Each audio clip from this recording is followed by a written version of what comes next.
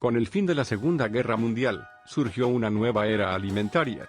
La escasez de alimentos dio paso a innovaciones y cambios drásticos en la dieta de la gente, marcando el comienzo de una transformación significativa. Era un Estados Unidos difícil de imaginar hoy en día, pero la pobreza y el hambre andaban a sus anchas durante la Gran Depresión, el período posterior al crack de la Bolsa de Valores de Nueva York en octubre de 1929.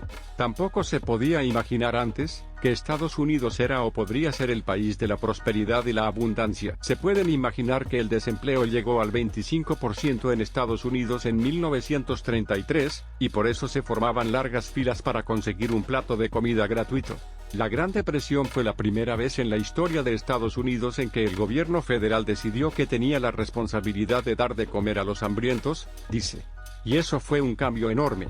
Además de entregar comida directamente, algo que ya estaba sucediendo desde la administración de Herbert Hoover, una de las primeras medidas que pensó el gobierno de Franklin D. Roosevelt fue buscar la forma de que las familias estadounidenses se pudieran alimentar gastando poco. Así surgieron las comidas de 7,5 centavos de la primera dama, Eleanor Roosevelt, con platos tan creativos como excéntricos y sosos, como la ensalada de gelatina, literalmente, gelatina rellena con trozos de frutas y verduras. La comida era poca y mala. Antes de la Gran Depresión era habitual ver puestos callejeros que vendían almejas, y esos fueron los inicios de la dieta estadounidense estándar, un concepto adoptado por algunos académicos que en inglés se traduce como Standard American Diet, o SAD, algo que en ese idioma significa triste. Fue entonces que el gobierno de Estados Unidos se dio cuenta de que estaba ante un terrible problema. Sus hombres jóvenes, aquellos que podía enviar a combatir, estaban desnutridos. Muchos hombres eran rechazados del ejército por tener bajo peso. A nivel interno, esta era una amenaza. No podemos defender nuestro país si no tenemos hombres sanos ahí fuera, dice Christopher Gardner, director de estudios de nutrición del Centro de Investigación en Prevención de la Universidad de Stanford, en California. La sopa era uno de los menúes habituales en los comedores que dispuso el gobierno estadounidense durante la Gran Depresión. Por eso, pensaron que había que proveerles a los estadounidenses una mejor dieta, algo que terminó derivando en mayor cantidad de calorías. Más calorías significaría más energía y, por ende, mayor fuerza y mejor salud. Durante la campaña de Roosevelt por la presidencia, una de sus consignas era abolir las filas por pan. Para que eso sucediera, Roosevelt envió al Congreso diferentes proyectos de ley para aumentar la productividad de las tierras agrícolas. Se implementó un programa de electrificación rural, y se promovió la incorporación de refrigeradores en las casas. A su vez, el gobierno invirtió en carreteras y ferrocarriles. Durante la Gran Depresión, la administración Roosevelt intentó deshacerse de viejas prácticas agrícolas que utilizaban arados tirados por caballos, y para ello mecanizó la agricultura, afirma Coe. Los alimentos enlatados se volvieron más habituales durante la Segunda Guerra Mundial. Querían modernizar la industria alimentaria estadounidense tanto en la producción como en la distribución, agrega. Thomas Parran, la máxima autoridad sanitaria del país en ese período, concurrió a la convención de la Asociación de Fabricantes de Comestibles de Estados Unidos en noviembre de 1941, y les dijo que el primer problema en nutrición era el hambre vacía de calorías suficientes, la falta de alimentos necesarios. Señalaba que el hambre todavía era un problema en el país, y que eso se veía reflejado en una menor energía mental y física, y que esas consecuencias no debían ser atacadas mediante medicación. La solución a la desnutrición de la población en su conjunto no es que nos convirtamos en una nación de consumidores de medicamentos, sino que haya un suministro adecuado de todos los alimentos que necesitamos a precios que podamos pagar, que, como comerciantes, deberían facilitarnos la selección de lo que necesitamos en las categorías que podemos permitirnos, que, como anunciantes, deberían educarnos sobre lo que es bueno para todos, y sobre lo que impulsará una marca rentable, les dijo Parran a los empresarios, según recogió entonces, The New York Times. Fue una especie de excusa para elaborar ultraprocesados, porque si podías agregarle vitaminas a la comida, entonces no tenías que preocuparte realmente o enfocarte demasiado en la calidad del resto de los ingredientes, señala. Al finalizar la Segunda Guerra Mundial en 1945, se inició un proceso de suburbanización en Estados Unidos y lo que Coe llama supermercadización. Tras la Segunda Guerra Mundial, los supermercados comenzaron a proliferar en Estados Unidos. Estas cenas de televisión también también bautizadas por el marketing de la industria como comida de conveniencia, no solo tenían la ventaja de que eliminaban el trabajo de prepararlas, sino que además eran baratas. Si nos remontamos a los años 50 y 60, con las comidas preparadas las mamás no necesitaban estar en casa para cocinar. Podían tener un trabajo, ser independientes, afirma Gardner. Las cenas de televisión pasaron a ser lo último en comidas en la posguerra. Para bajar aún más su costo, la industria alimentaria comenzó a sustituir ingredientes completos por partes de esos ingredientes, rompiendo la cadena nutricional que traían, y para que fueran atractivos al paladar les agregaron azúcares, sal y grasas de mala calidad. La comida rápida se masificó gracias a precios muy bajos. Los alimentos pasaron de ser naturales o procesados. La mantequilla o el aceite son productos procesados, por poner ejemplos, a ultraprocesados. Desde una perspectiva estadounidense, ese fue un gran cambio y condujo hacia esta comida preparada, poco gasto, muchas calorías, pero no necesariamente mucha calidad, sostiene el profesor de Stanford. La amenaza de la guerra. Conforme fue avanzando la década de 1930, en Europa se consolidaban regímenes totalitarios, y las preocupaciones por el estallido de una nueva guerra mundial, que finalmente comenzó en 1939, aumentaban. La comida rápida, como los hot dogs y las hamburguesas, es muy popular en Estados Unidos desde hace casi un siglo. A todo esto, Gardner agrega un nuevo mojón. Entre 1971 y 1976, el entonces secretario de Agricultura, Earl Woods, le pidió a los agricultores que abandonaran la diversidad de cultivos, y se dedicaran específicamente a plantar maíz y soja de cerca a cerca. Hagan este monocultivo, que será muy eficiente, y si lo hace, le ayudaremos y le daremos préstamos para una cosechadora que avance hilera tras hilera sobre enormes extensiones de tierra y las trabaje de una vez, describe Gardner. A partir de eso, la cantidad de calorías por hectárea que se podían producir aumentó considerablemente, y tanto el maíz, con el que por ejemplo se obtiene jarabe de maíz de alta fructosa utilizado como azúcar añadido, como la soja, comenzaron a tener un rol preponderante en los ultraprocesados. La dieta estadounidense estándar se ha convertido en una dieta de comida preparada. Incluso los alimentos que tomamos prestados de otras culturas, si nos fijamos en la comida china, la comida mediterránea, la comida francesa, los han americanizado, los han hecho convenientes y económicos, dice Gardner. Coe no concuerda con que haya una dieta estadounidense estándar por las diferencias de alimentación que hay entre las numerosas comunidades que conviven en el país, pero sí en la historia de cómo se llegó hasta nuestros días.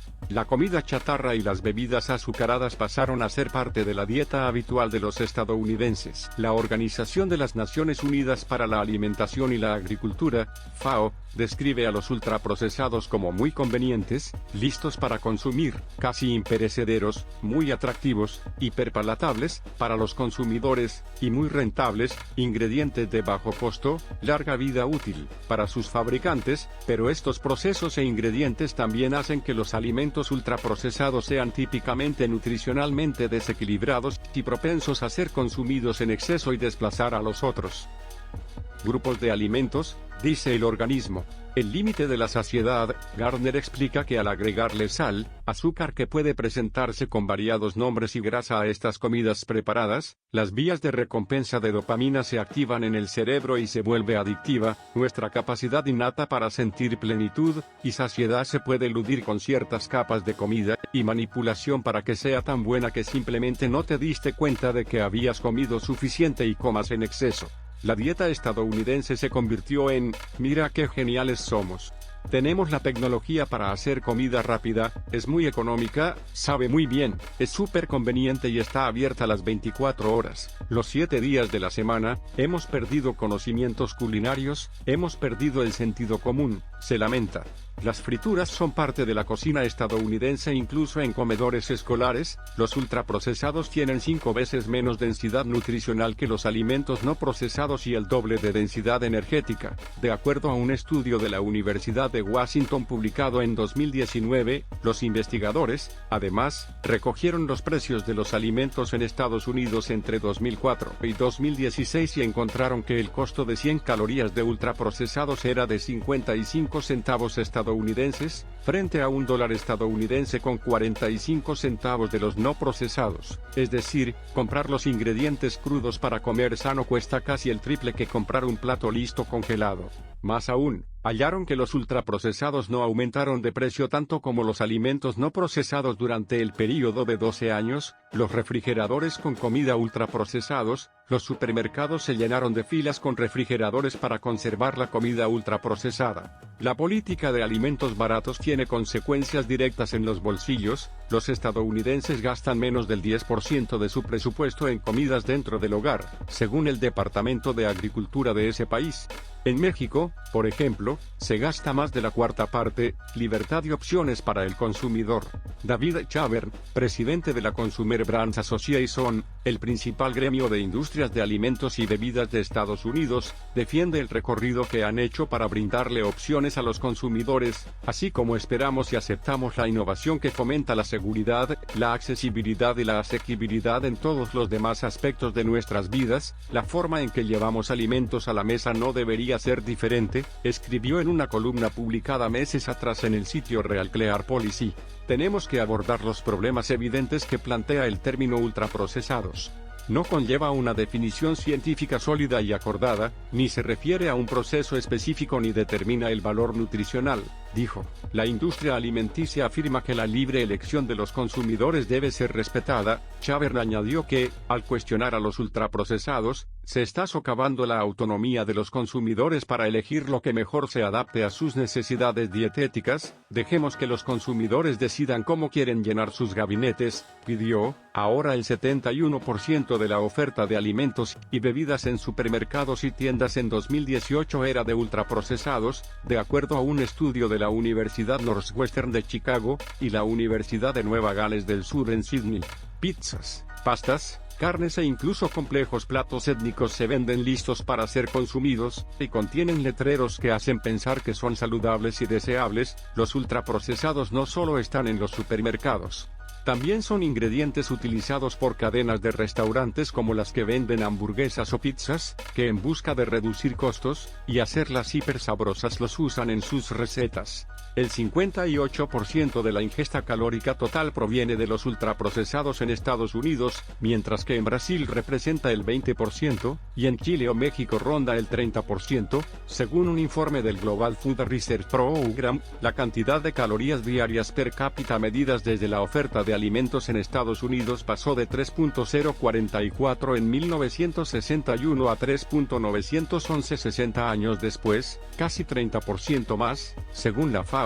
Es la más alta del mundo, según ese organismo. El promedio mundial de suministro de calorías diarias en 2021 se ubicó en 2.959, casi 1000 menos que en Estados Unidos. El promedio de América Latina es muy similar al mundial, según el Departamento de Agricultura de Estados Unidos. Aproximadamente un tercio de esas calorías son desperdiciadas o no son consumidas por quedar en mal estado, por lo que efectivamente un estadounidense promedio consume 2.600 calorías diarias. Eso no solo supera la recomendación que hace el gobierno, sino que excede en alimentos como carnes, huevos y granos, y está lejos en frutas, verduras y lácteos. El 58% de la ingesta calórica total proviene de los ultraprocesados en Estados Unidos. Consecuencias de peso: las enfermedades no transmisibles como obesidad, diabetes, cáncer e infartos aumentaron en Estados Unidos con el incremento en el consumo de alimentos procesados y ultraprocesados. La Asociación Estadounidense del Corazón dijo en 2022 que aunque las políticas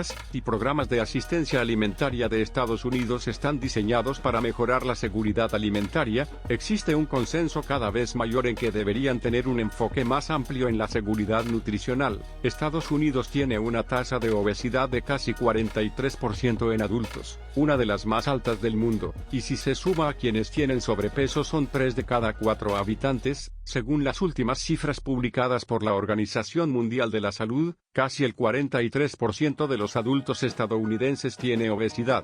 1 de cada 10 tiene obesidad severa, según los Centros para el Control y Prevención de Enfermedades, CDC. Los negros y los latinos tienen las mayores tasas de obesidad en Estados Unidos, y los pobres tienden a mostrar mayores tasas de obesidad que los ricos. calóricos. Según los CDC, en los hogares más pobres de Estados Unidos, una bolsa de snacks con salsa de queso derretido puede ser la cena. En 1960, la obesidad era de apenas 13% y la obesidad severa era prácticamente inexistente. Cohen no cree que la forma de alimentarse vaya a cambiar demasiado en el futuro. Las empresas que producen estos alimentos ultraprocesados son extremadamente grandes, son algunas de las corporaciones más grandes de Estados Unidos y también del mundo. ¿Y usted qué piensa? Hasta la próxima.